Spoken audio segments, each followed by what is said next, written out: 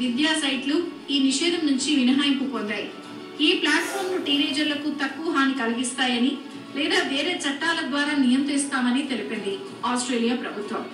Facebook, Instagram, Snapchat, TikTok వంటి ఇతర social media కంపెనీలు తమను నిషేధించి యూట్యూబ్ కు ఎందుకు మినహాయింపు ఇవ్వడం అంటూ గతంలో వాదించాయి.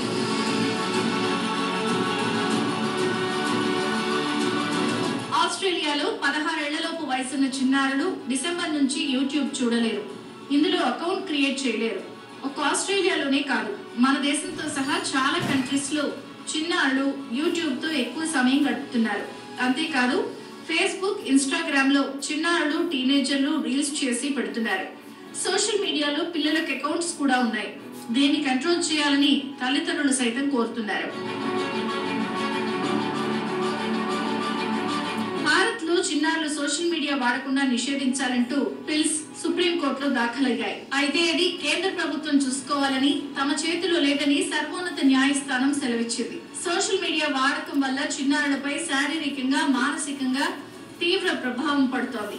మన దేశంలో యువత ప్రపంచంలోనే అత్యధికంగా సోషల్ మీడియాలో గడుపుతున్నారు. మహారాష్ట్రలో 9 నుంచి 17 ఏళ్లలోపు పిల్లలు 17% మంది రోజు 6 గంటలకు పైగా సోషల్ మీడియా, గేమింగ్ ప్లాట్ఫామ్లలో గడుపుతున్నారు. ఇది వాళ్ళ చదువులపై, జీవన శైలిపై తీవ్ర ప్రభావం చూపెడుతోందని ఓ అధ్యయనం వెల్లడించింది.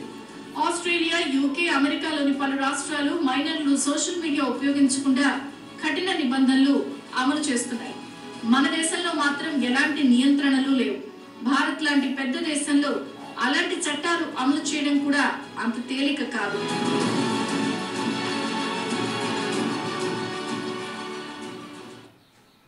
ఇవి ఏబిఎన్ సిగ్నేచర్ విశేషాలు. లేటెస్ట్ న్యూస్ కోసం చూస్తూనే ఉండండి ఏబిఎన్ ఆంధ్రజ్యోతి.